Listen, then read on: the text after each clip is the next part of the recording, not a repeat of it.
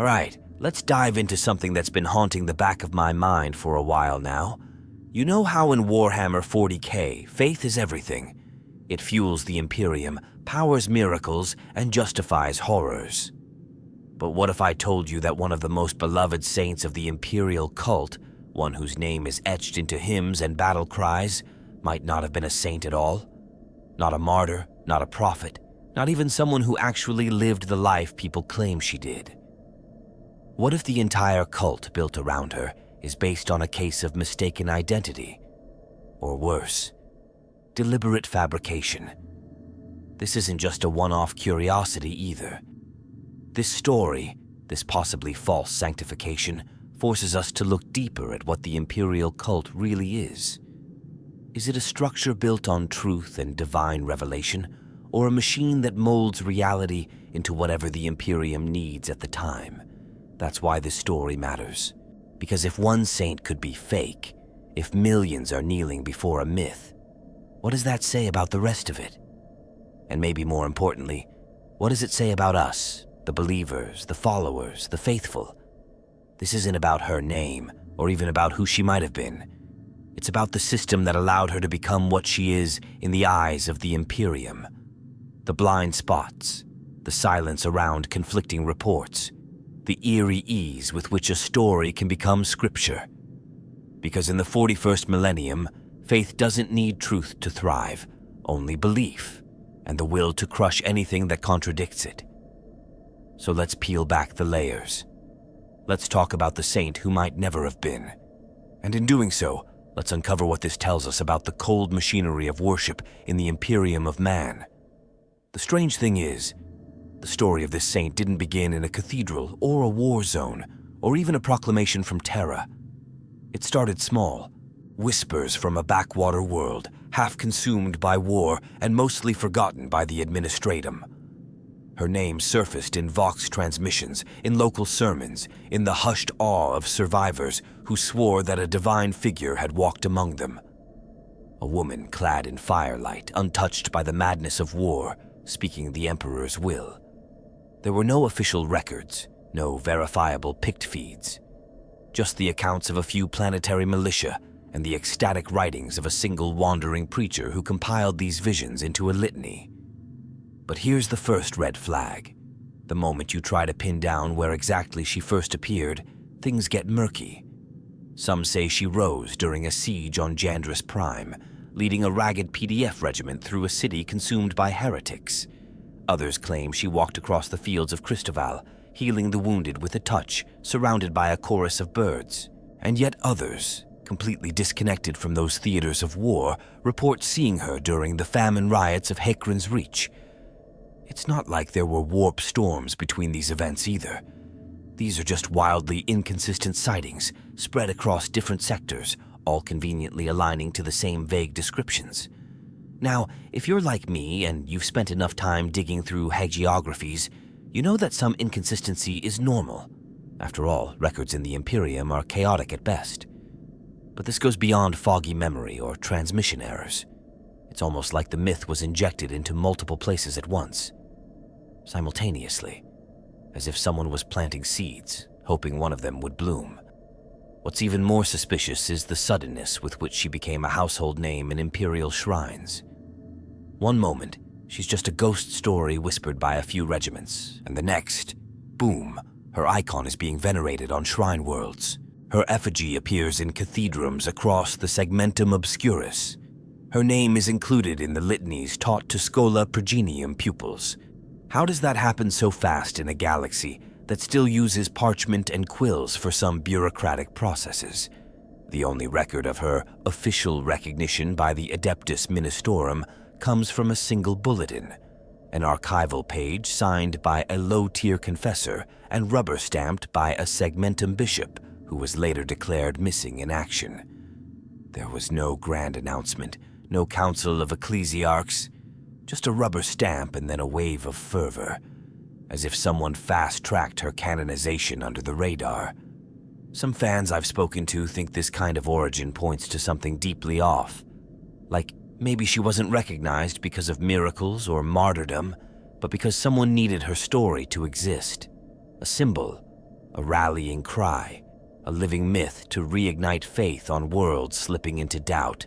Think about it.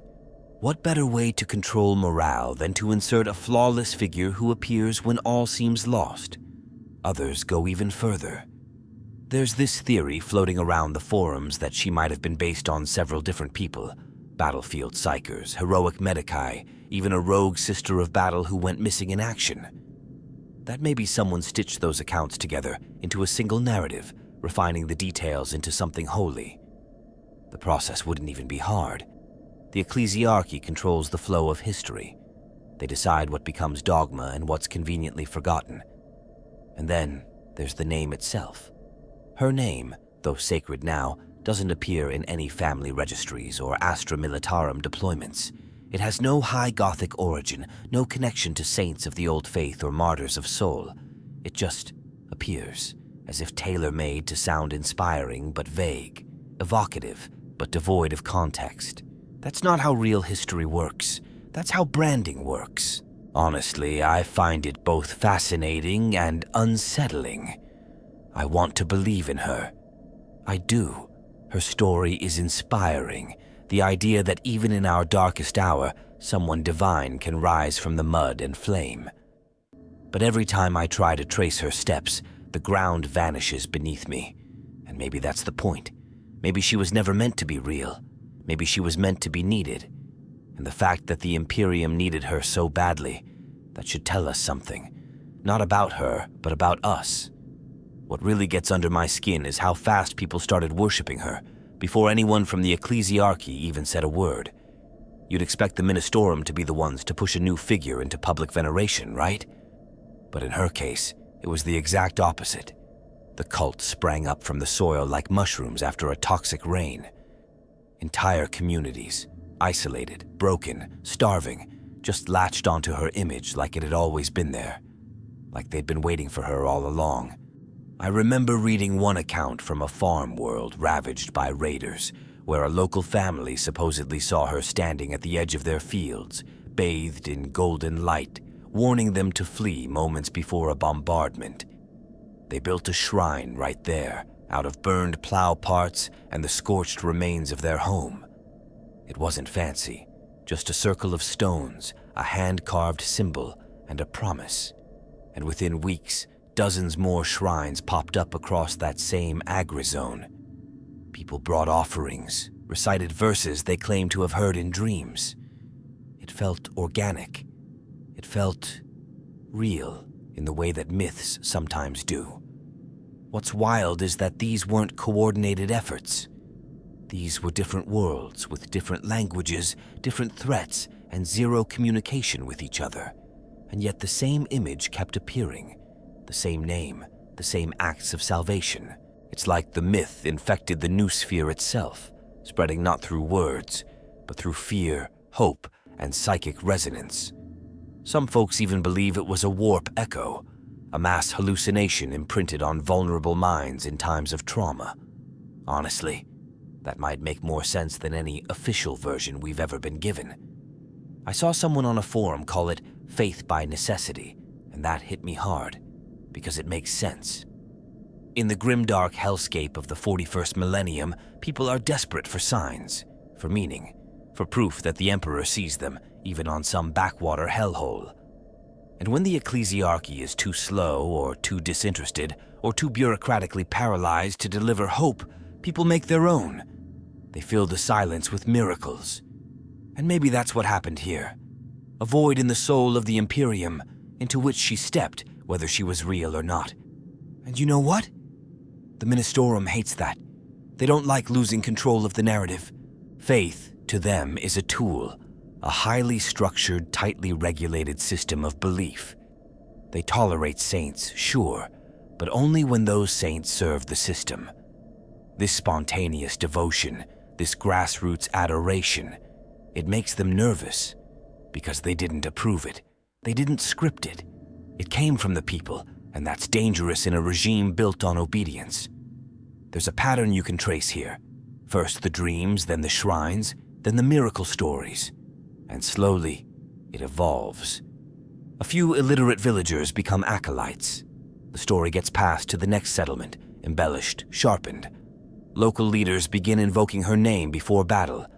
Even minor imperial clergy start bending to popular demand, including her name in their prayers, just to avoid unrest. It's like watching a virus mutate until it becomes doctrine. And then, only then, the Ministorum steps in and says, "Yes, she's real. She's one of ours now." And when they do, it's not because they believe. It's because they can't afford not to. I've talked to a few people who grew up in those kinds of worlds, and they remember the moment the saint's name entered their lives. Not through some holy decree, but as a whispered prayer from a mother to her sick child. As graffiti scrawled on a hab-block wall before an Arbites raid. As a pendant passed down through generations without anyone knowing who she really was. That's the kind of faith that doesn't care about paperwork. It lives because people need it to live. Some think that makes her more real than any saint chosen by a clerical committee. That if millions believe in her, if they find courage and peace through her image, then who cares if she was ever flesh and blood? Others argue that this kind of belief is dangerous, a wildfire that burns down everything in its path, truth included. Me? I still don't know. But there's something undeniably powerful about watching an entire galaxy start to believe in someone who might have never even existed. Not because they were told to, but because they chose to. When you take a step back and really look at the moment she was officially canonized, something feels staged. I mean, it's not like there was some grand celestial sign or a direct message from the Emperor himself confirming her sanctity. What actually happened was a lot more bureaucratic, a lot more calculated. It was a political maneuver wrapped in incense and liturgy. The Adeptus Ministorum isn't subtle about its motives, even when it pretends to be. They operate like a machine, cold, deliberate, slow when it suits them, and lightning fast when it doesn't. And in this case, her sudden rise in popular devotion wasn't something they expected, but it was something they could use. There were already whispers across multiple sectors. Entire hive blocks were painting her visage on their walls, and sermons invoking her name were spreading faster than official dogma could keep up. The people believed in her, and that kind of momentum is dangerous if left outside of the church's control. So the Ecclesiarchy acted. Not because they had investigated and confirmed a miracle. Not because they found definitive proof of her divine acts, but because she had become too useful to ignore. Think about the political context. The sectors where her cult was strongest were politically unstable. A couple of them were coming off the heels of minor revolts. Others were locked in grinding wars with chaos cults, orc warbands, even internal dissent. Faith in the Emperor alone wasn't enough anymore. People wanted someone they could connect to, someone recent, someone human. And that's where she fit perfectly. A saint who had supposedly lived in their time, who walked their soil, who bled where they bled. The Ministorum saw that, and instead of fighting the tide, they steered it. There's even speculation that some in the Ecclesiarchy actively edited records to smooth over the inconsistencies. I've seen data shards comparing early testimonies about her with later, official ones, and the differences are glaring. One version has her as a battlefield healer, another as a fire-wielding psyker, and yet another as a mute who only spoke through dreams. But once the Ministorum locked in her sainthood, all of that vanished. She became one story, one image, one message. Obedience through divine suffering. Convenient, huh? One fan theory I came across suggests that her canonization was actually a compromise between rival factions in the church. Like, instead of recognizing some ancient martyr that one side favored, they picked a neutral, new figure, her, who already had grassroots support and no deep historical baggage. She was a blank slate, a myth in the making, easy to mold into whatever theological shape they needed at the time, and once she was canonized, everything changed. Suddenly, her likeness appeared on sanctioned ecclesiastical banners. Imperial preachers began working her into their litanies, sometimes even ahead of older, more established saints. Her story was formalized in sermons, her relics discovered in places she had supposedly been, even if those stories only emerged after the relics did. That's always a giveaway, the relics coming before the backstory. Manufactured holiness. The real kicker is that some of the Ministorum officials who pushed her into sainthood later went silent. A few were reassigned, others simply vanished from the records. That's led some to think there was internal resistance. Maybe someone within the church knew the truth and tried to stop it, or at least slow it down. But in a system as massive and paranoid as the Ecclesiarchy, once something gains momentum, there's no stopping it, especially when it benefits the broader machine. And benefit it did. Her story unified fractured communities. It gave direction to aimless preachers. It provided a new icon to rally behind in crusades, purges, and conversions. Faith needs fuel, and the Ministorum found a whole new fire to throw bodies into. But for me, and for a lot of others who dig deeper, that fire feels hollow. Not because people don't find strength in her story, but because the truth behind it was never really the point. It was about control, about seizing a moment of spontaneous belief and chaining it to the throne, about turning faith into policy. And I can't help but wonder, if she hadn't been useful, if she hadn't gained traction so quickly, would they have ever acknowledged her at all? Or would she have been just another nameless miracle, buried under layers of forgotten Vox transmissions and redacted reports? That's the tragedy of it. Her canonization wasn't a reward for sainthood. It was a response to political opportunity. And that, to me, says more about the Ministorum than it does about her. If there's one thing that makes my skin crawl more than the silence around her origins, it's the sheer chaos of her life stories. I'm not talking about the usual embellished hero's journey. I mean, full-on contradictions. Different timelines, different names, even completely different personalities. Trying to piece together who she was is like trying to assemble a jigsaw puzzle with pieces from 10 other puzzles thrown into the box. The result? A saint who feels less like a person and more like a mirror, reflecting whatever the storyteller needs her to be.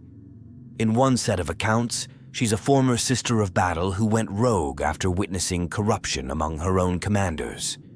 She leaves her order, walks alone into the desert, and emerges days later radiating with light and purpose.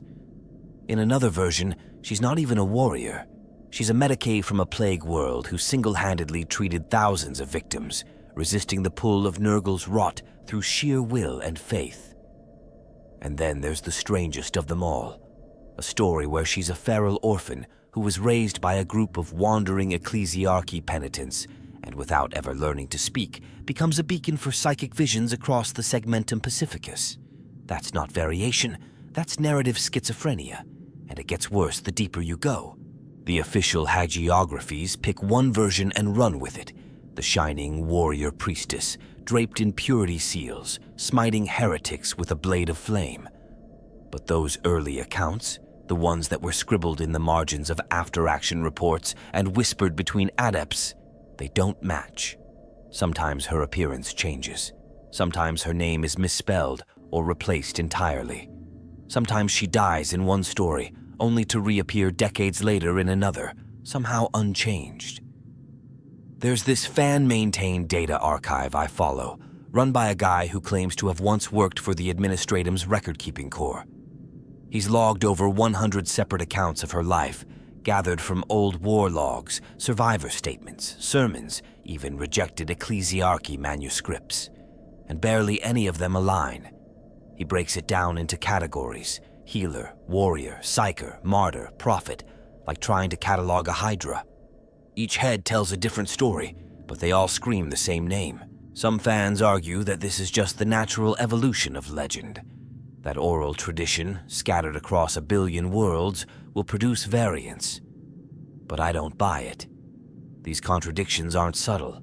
They're jarring. In one version, she's born on a hive world and never leaves its undercity. In another, she spends her youth on a void ship, raised by astropaths. You can't reconcile those without either calling one false or accepting both as symbolic. And if they're symbolic, Well, then who was she really?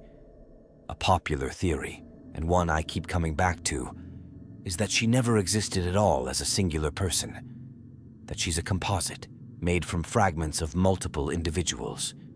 It wouldn't be the first time the Ecclesiarchy smoothed out inconvenient truths. Take half a dozen locally revered figures, merge their stories, strip away the conflicting details, and you're left with something clean, something divine. Not real, but usable. But that's the thing, right? The more usable a story is, the less likely it is to be true. There's even this idea that the contradictions are intentional, that the church wants the details to be fuzzy, because if you can't fact-check a miracle, you can't disprove it either. Doubt becomes heresy, and ambiguity becomes mystery. And mystery is a powerful fuel for faith. The less you understand, the more you're told to simply believe. I've gone down deep rabbit holes trying to figure out where the first definitive record of her life was written. Some say it was an obscure ecclesiastical tract titled The Rose in Ash, found only on one shrine world and never reprinted. Others trace it to a Vox recording of a dying guardsman who claims she saved him in the battle for Draxian Reach. That recording, by the way, cuts out halfway through, and the Vox adept who archived it was later declared mentally unfit. Coincidence? Maybe. But it adds to the pile of weird inconsistencies that surround her. It gets harder and harder to talk about her without questioning whether you're even talking about the same person from source to source. And maybe that's the trick. Maybe she isn't a person. Maybe she's a mask. One the Imperium keeps passing around, reshaping it as needed, slapping it on whoever fits the current crisis or ideology. And honestly, that makes me feel hollow. Because I want to believe in her. I want to believe that someone out there really did those things. That someone was so good, so powerful in faith, that they became more than just another name on a shrine wall. But when every record contradicts the last, when every truth is shadowed by 10 lies, what's left to believe in? A name? A title? An image? That's not a saint. That's a product. And deep down, I think that's what scares me the most. The more you dig into the contradictions surrounding her story, the more fan theories start to pile up. And honestly, some of them are so wild they make your head spin. But in this setting, wild doesn't mean wrong. We're talking about a universe where a man can live for 10,000 years on a throne, powered by the souls of psychers. So yeah, maybe the saint wasn't a saint. Maybe she was something else entirely. And that's where the speculation starts to get really interesting. One of the most popular theories floating around the forums is that she was a latent psyker, not officially sanctioned, not trained by the Scholastica Psychana, just raw, uncontrolled power. It would explain a lot. The visions, the spontaneous healings, the unearthly glow people claimed surrounded her. In war zones and plague-ridden hives, untrained psychers can sometimes trigger mass hallucinations, even warp echoes without realizing it. Imagine someone like that walking into a hopeless situation.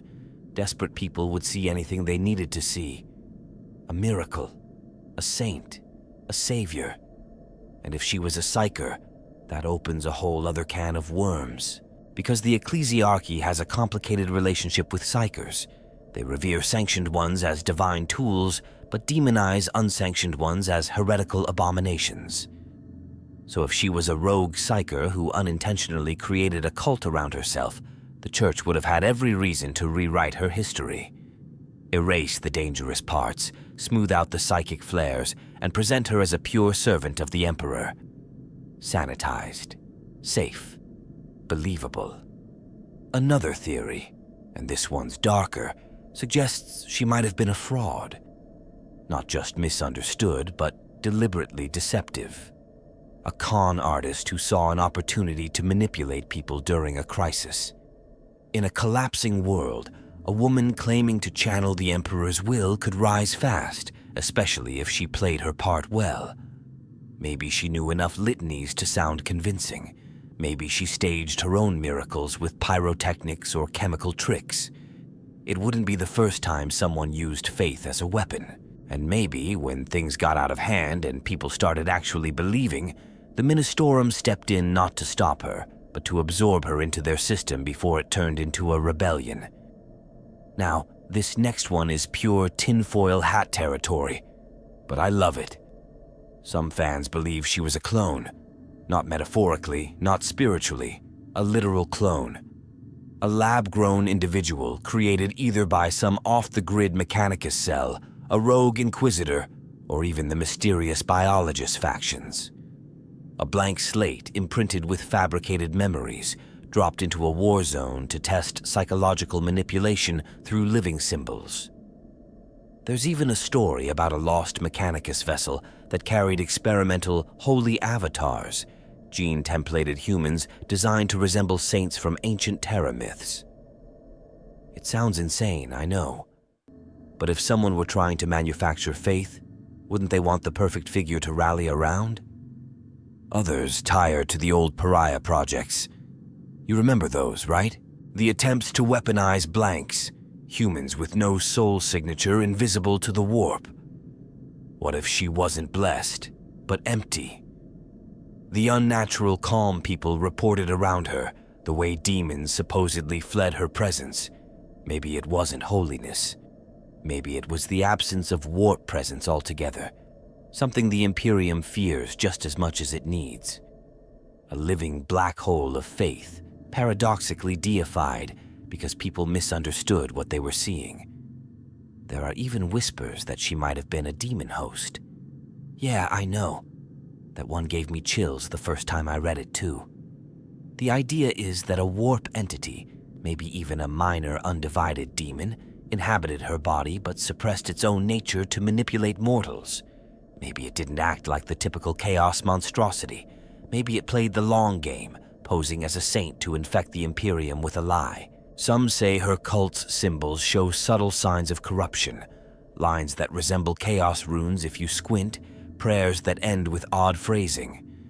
It's probably just pareidolia, but still.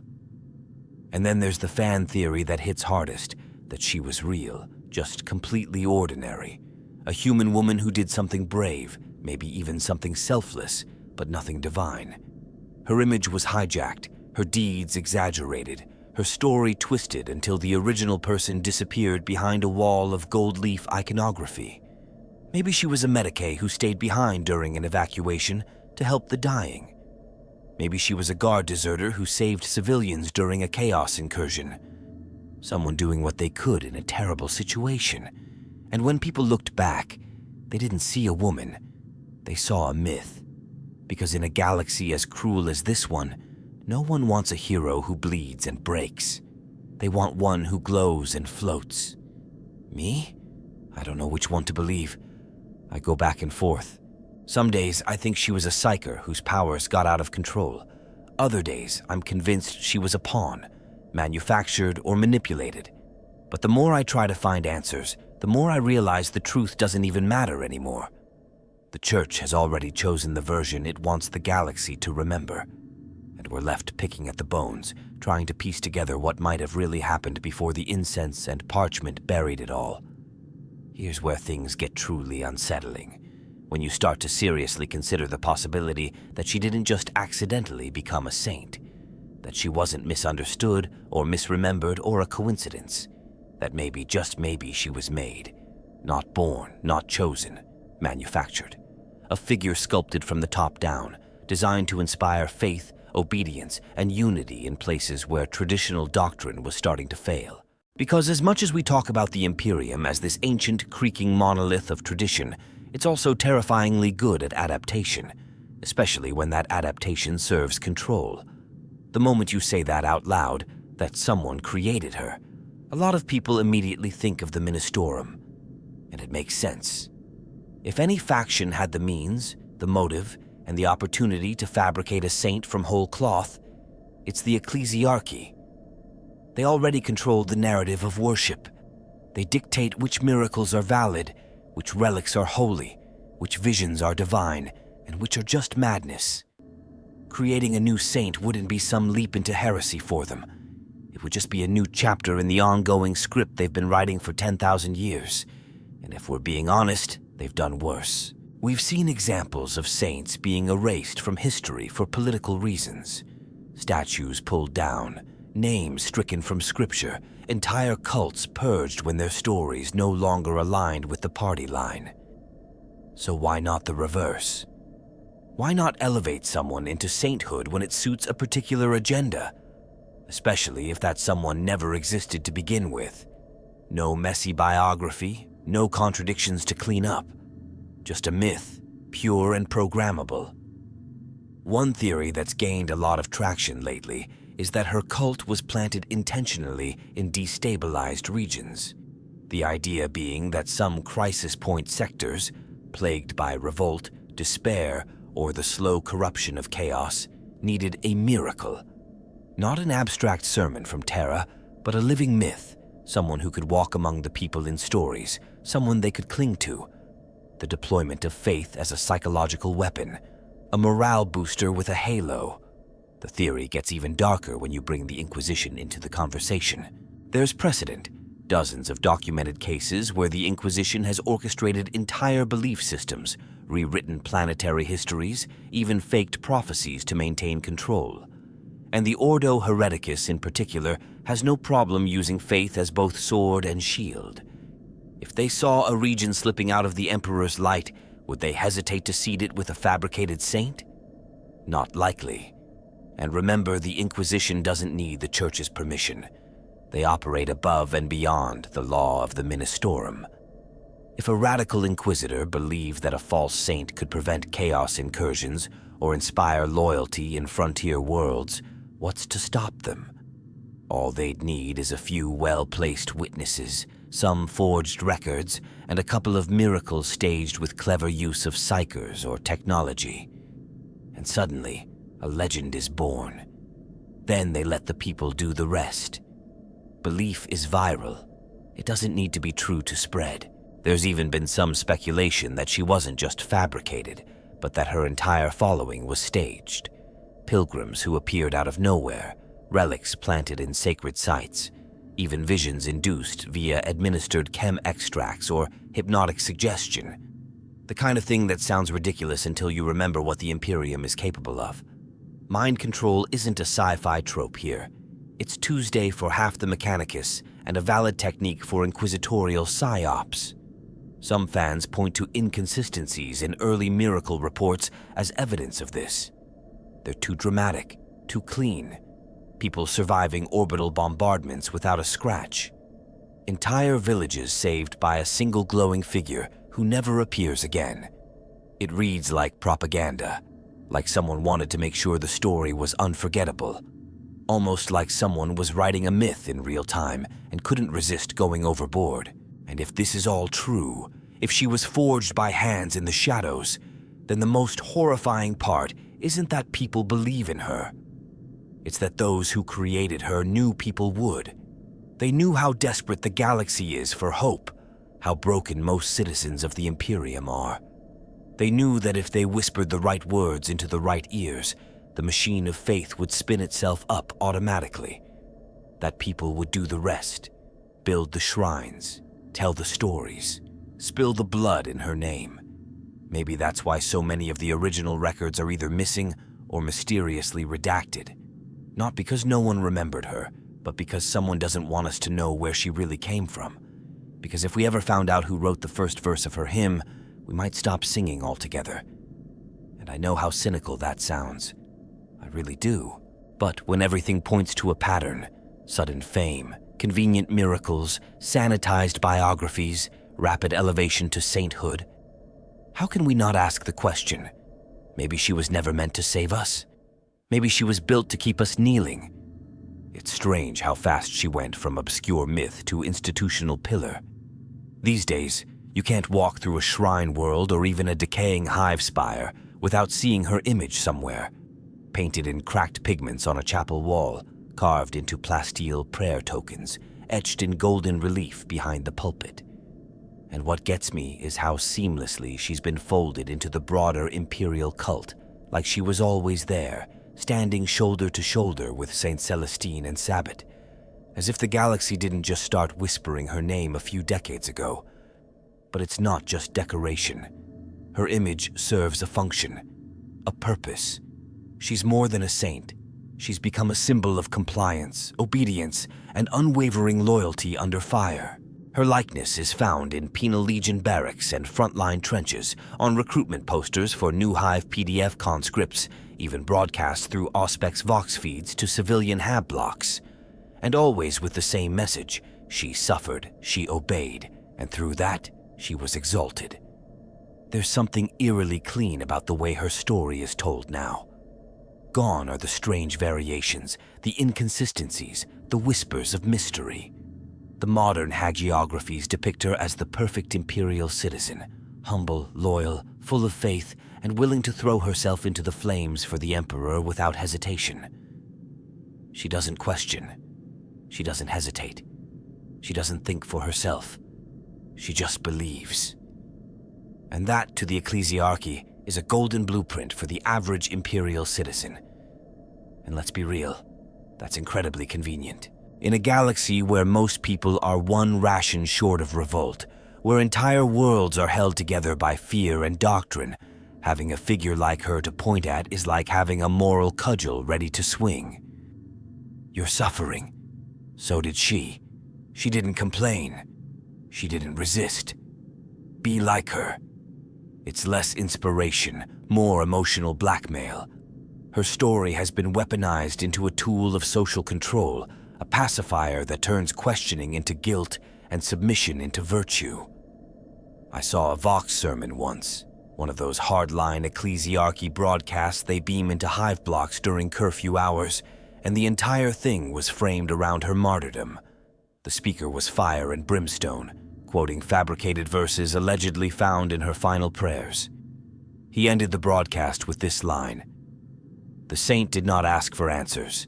She was the answer. To obey is to be heard. To suffer is to be seen." I swear, I couldn't tell if it was a sermon or a loyalty test. And then there's the relics.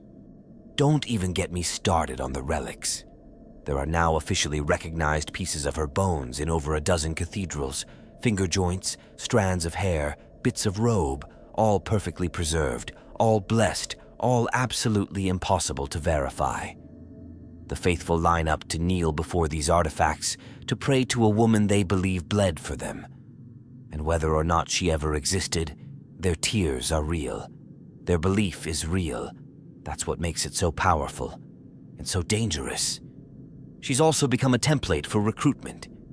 Young women in particular are encouraged to follow her path, often through brutal training in ecclesiarchal scholae or fast-tracked placement into militant orders. It's sold as honoring her legacy, but what it really is indoctrination, shaping new generations to emulate a saint whose perfection is impossible because it was never real to begin with. But they'll try anyway, and in the trying, they break themselves down into the perfect tools of the Imperium, just like she supposedly did. What really stings, though, is seeing people genuinely moved by her story. I've watched battle-weary guardsmen clutch her icons before charging into certain death. I've seen starving pilgrims crawl across broken stone to kiss her statue's feet, not because they were told to, but because they believed. Because her myth, however it was born, gives them hope. And that hope, as manipulated and synthetic as it might be, still means something to them. That's the paradox. Even if she was a lie, the impact she has now is very real. People live and die by her name. They find strength in her image. They whisper her verses when they're afraid, even if those verses were penned in some administrative cubicle on Terra. And if you take that away, what are you left with? Just silence. Just the cold, empty reality of a galaxy that doesn't care. So yeah, she's useful. Incredibly so. To the Ministorum, to the Inquisition, to the millions of preachers who echo her story with every breath. But I can't help wondering, if the myth was built on sand, how long can it hold before it all comes crashing down? And when it does, will those who believed in her forgive the ones who gave them the illusion? Or will they finally see the gears behind the mask? Either way, the damage is already done. Or maybe, for the Imperium, The damage is the point. Relics are the currency of belief in the Imperium. You show a crowd a broken sword and tell them it once touched a saint's hand, and they'll fall to their knees, weep blood, and march into death with joy. And in the case of her, the relics are everywhere. It's almost uncanny. For someone whose historical existence is so full of holes, she sure left behind a suspiciously rich trail of bones, cloth, ashes, weapons, and even tears, preserved in vials of sacred oil. And every single one of them is labeled with the same seal, authentic relic of the saint. But how can that be? Let's just lay it out.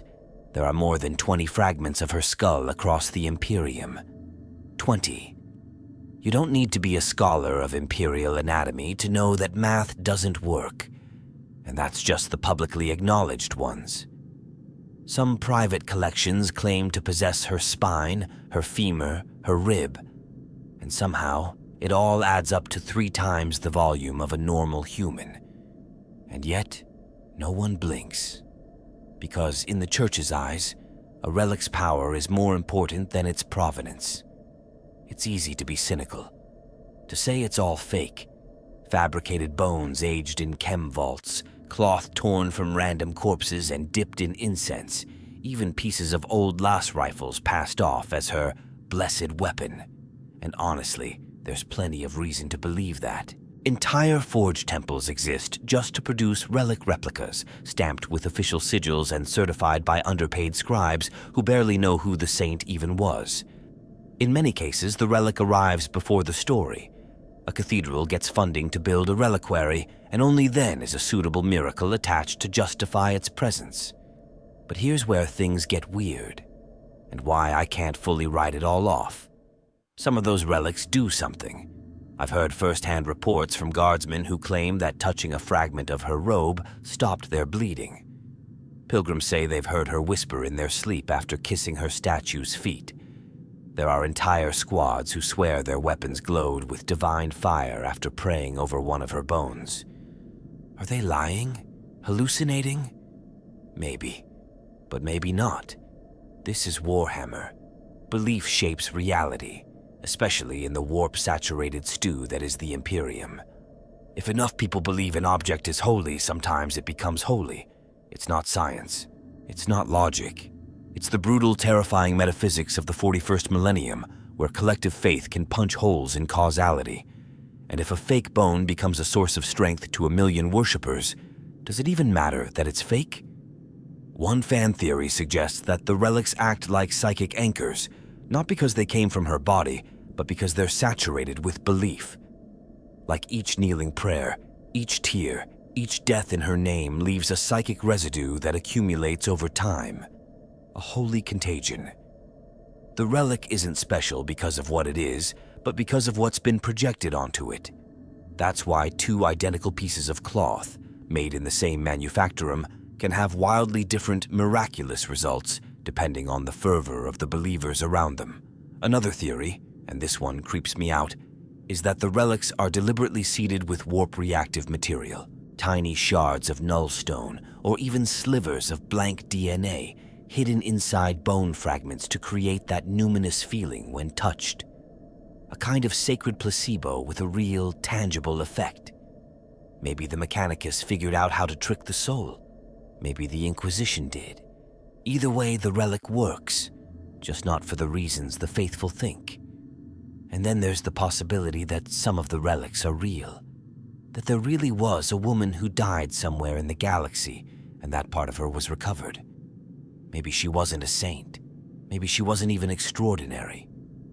But someone found her remains, and the story built itself from there. Like the way a single stone can start an avalanche. What if all this sprang from one real moment of courage, distorted, glorified, turned into 100 relics and 1,000 hymns? It's hard not to get emotional about it. I've stood in front of one of those reliquaries, a crystal box set into the heart of a cathedral, surrounded by candles, pilgrims, incense thick as fog. Inside, a single rib, yellowed, thin, impossible to identify, resting on a bed of red velvet. And I watched people cry. I saw them press their hands to the glass like it would save them. And for a second, I hated myself for doubting. Because if a lie can heal, does it still deserve to be torn down? But that's the thing about relics. They're not just physical objects. They're vessels for hope, for fear, for meaning in a galaxy that grinds people into dust without a second thought. The Church knows this. The Inquisition knows this. And they use it. Because it works. It keeps people sane, keeps them going. And maybe that's more important than whether the bone is real or not. Still, I can't help asking. If the truth ever did come out, if someone proved beyond all doubt that every single relic was fake, how many would stop believing? And how many would believe even harder just to spite the truth? In this universe, faith is sometimes the last thing people have. And when that's all you're holding on to, does it really matter whose rib you're kissing? Once you start noticing the cracks in her story, it becomes impossible not to see them elsewhere too. She's not an isolated anomaly. She's part of a pattern, one that repeats itself over and over again across the Imperium. Saints with no records of birth, prophets who appear out of nowhere, martyrs whose deaths are more symbolic than factual. The deeper you dig, the more you realize that she's just the most polished example of a much larger phenomenon. The creation of saints where none existed, the manufacture of belief where truth isn't needed. Take Saint Amelia, for instance. Her story is found in almost every Ecclesiarchy shrine in the Segmentum Solar. She's known as the Veiled Healer of Licks. Supposedly cured an entire hive city of plague by shedding a single tear into the water supply. Sounds inspiring, right? Except the records from Licks show that the plague ended months before she allegedly arrived. Some historians even claim the city's survival was due to a well-timed quarantine enforced by the Arbites, not divine intervention. But you won't find that in the sermons. Her miracle makes a better story than bureaucratic success. Or there's the infamous case of Saint Dolan the Shieldless, a supposed guardsman who fought naked in the snow against a World Eater's incursion and held a bridge for 5 days armed with only a las pistol and faith. The tale is so over the top, it sounds like satire. Yet his image is proudly displayed in the Hall of Defiance on Enoch Prime, with murals showing him glowing with divine fire. No unit records, no DNA trace, no testimony that can't be traced back to a single aging preacher with a flair for storytelling. But try suggesting he wasn't real, and you'll be branded a heretic in some sectors. And what about the Hollow Maidens of Tarsus Ultra? A group of 7 supposedly mute battle sisters who fought chaos without uttering a word, letting their silence be a testament to their purity.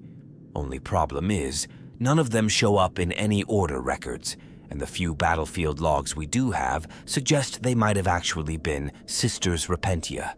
Disgraced warriors forced into suicidal charges, their vow of silence less about sanctity and more about punishment. But that's not a marketable image. So the truth was rewritten, elevated, sanitized. Even outside the official church, there are fringe cults that seem almost custom designed for control. The cult of the Blood Rose is one example, a movement that sprang up during the 13th Black Crusade. They worshipped a young girl who supposedly received visions from the Emperor in her sleep and led an entire agri-world to resist chaos. Only problem?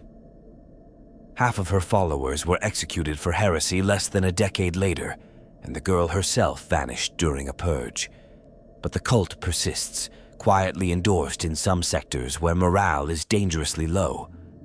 Because belief, even questionable belief, is better than none. What connects all of these stories is the same eerie rhythm: spontaneous worship, convenient miracles, vague origins, and rapid adoption into the wider imperial narrative. It's like a formula. People are desperate, a name appears, a story is told, and before long the church steps in to validate it, not because it's true, but because it's useful. Saints have become a kind of psychological infrastructure. They fill the gaps between fear and order. They give the masses something beautiful to die for. And look, I'm not saying all saints are fake. There are figures like Celestine whose presence is so undeniable, so cosmically loud that even skeptics have to acknowledge something is happening. But for every Celestine, there are dozens of others whose legacies rest entirely on unverifiable tales and the desperate need of their worshippers to believe. And once you start to see the architecture behind it, how the Ecclesiarchy leans into these patterns, repeats them, cultivates them, it becomes hard not to feel a little sick.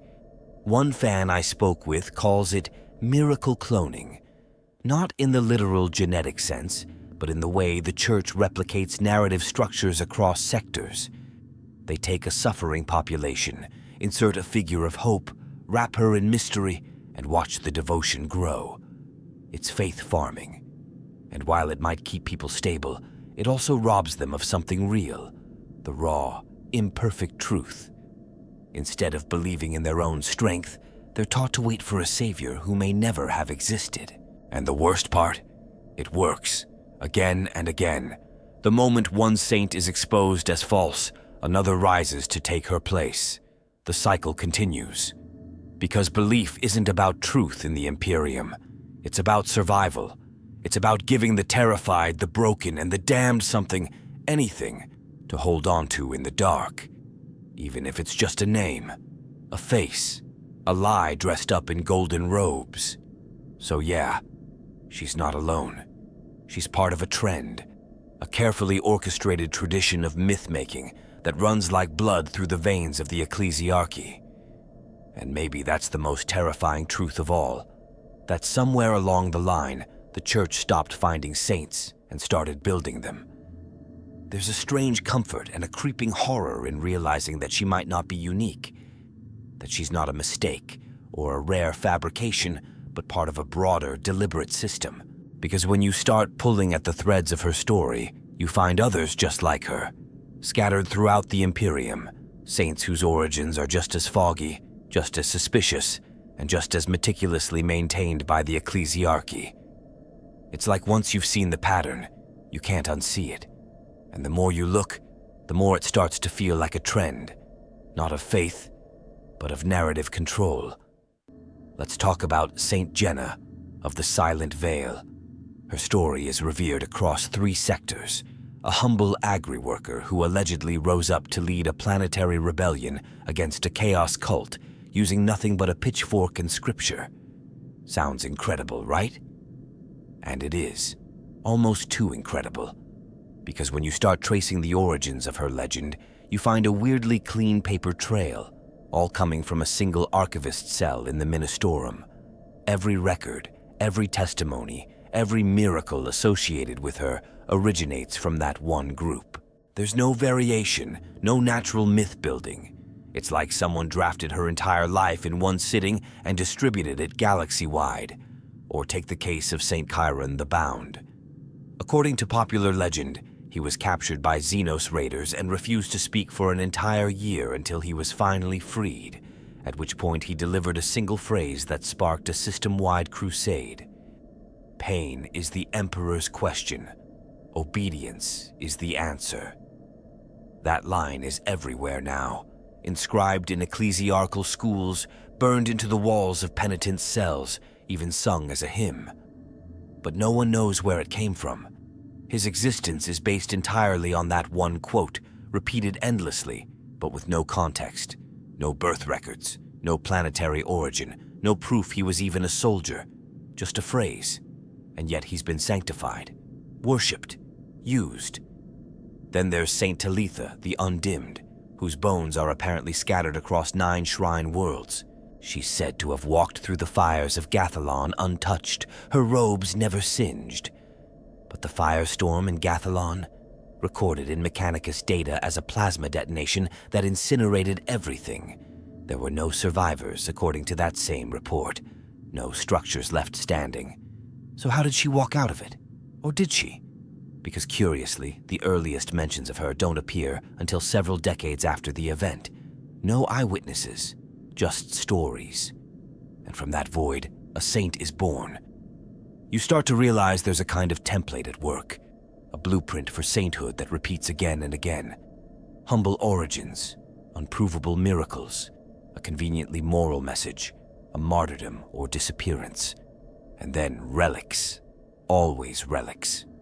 Each one perfectly placed to inspire devotion and quell unrest.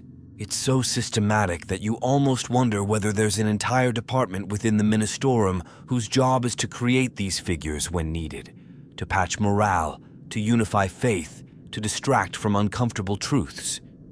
And fans have noticed. There's a whole data slate collective on the Noosphere dedicated to tracking fabricated saints. They call themselves the Scroll Breakers. They cross-reference inconsistencies, expose conflicting relic inventories, and dissect sermons for reused phrasing, all trying to prove that some saints were never people at all. Of course, they're branded heretics, their work banned, and their archives routinely purged. But new ones pop up all the time, because deep down, people know something's not right.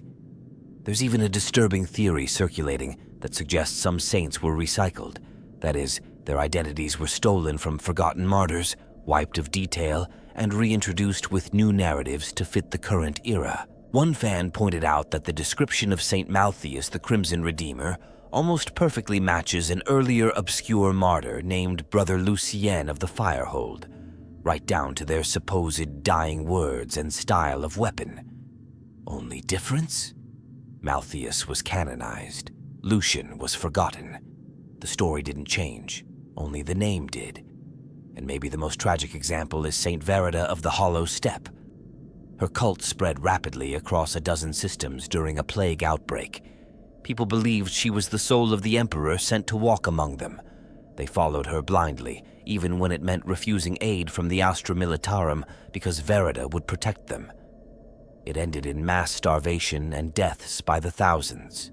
But even after the truth came out, that Verida was just a delusional psyker projecting her pain, the Ministorum still adopted her as a saint, calling her proof that the Emperor's will manifests in ways beyond our comprehension. They turned a tragedy into scripture.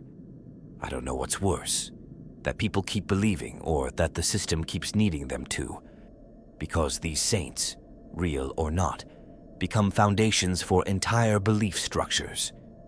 They're used to justify everything from war to policy, from sacrifice to silence. And even when we know they're built on nothing, we cling to them. Because without them, what's left? Cold doctrine? An uncaring God-Emperor who doesn't speak? Maybe we need the lie.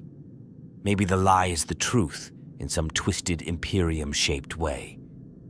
But it doesn't change the fact that behind every golden halo, there might be nothing but smoke.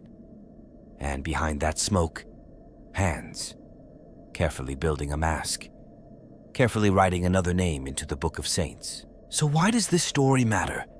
Why spend so much time pulling apart the threads of a single saint's legacy when there are literal gods walking the warp and a billion other tragedies unfolding across the galaxy every day?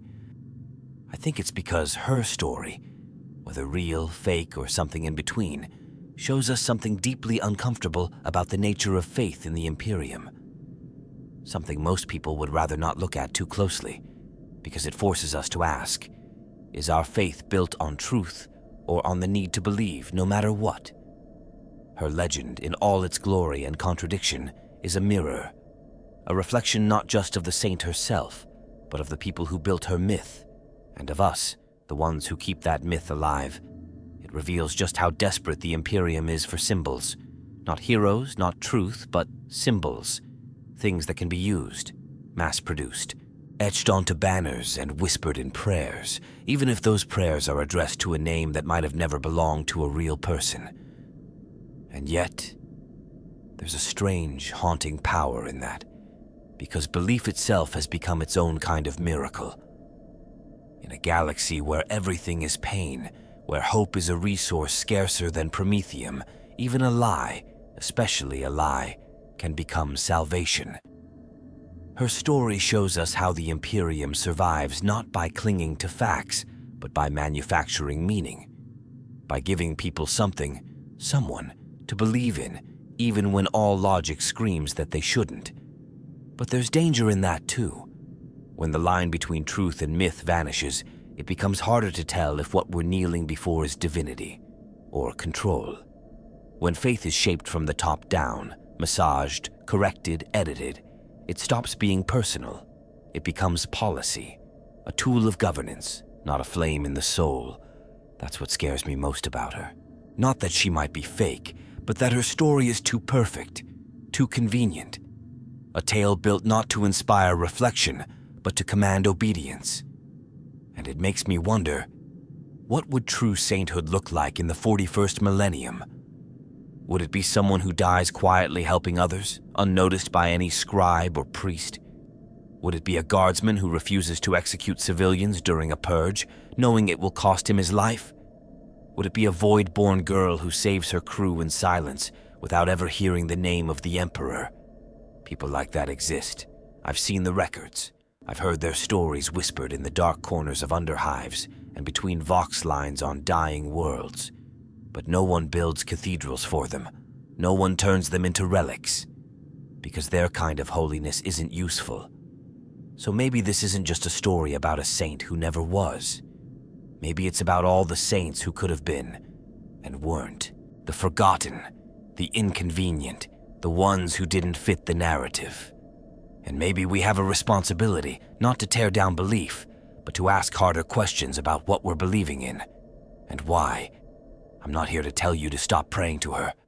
If her image gives you strength, if her story gets you through another shift in a manufactorum, another night in the trench, then that means something.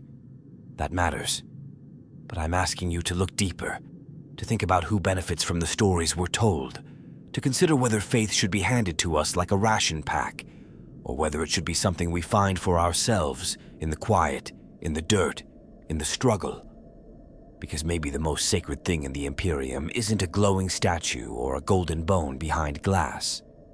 Maybe it's the choice to believe in something real, even when it's small, even when it's hard. Maybe that's where true sanctity lives. Not in perfection, not in canon, but in honesty. And if that scares you, good. It should. If you've made it this far, thanks for staying with me through all of this. I know it wasn't easy, and I know it probably stirred up more questions than answers. But that's the point. The Imperium doesn't need more blind followers. It needs people who still care enough to ask questions, even dangerous ones. If you've got thoughts, I'd love to hear them in the comments. Did this change how you see the saints of the Imperium? Do you believe she was real? Or do you think she was something else entirely? And if you want to keep digging into the weird corners of Imperial faith, obscure cults, forgotten histories, and all the messy human stuff that makes Warhammer so haunting, hit that subscribe button, because we've got a lot more to uncover. Together, stay strong, stay questioning, and as always, the Emperor protects, but maybe not in the way they say he does.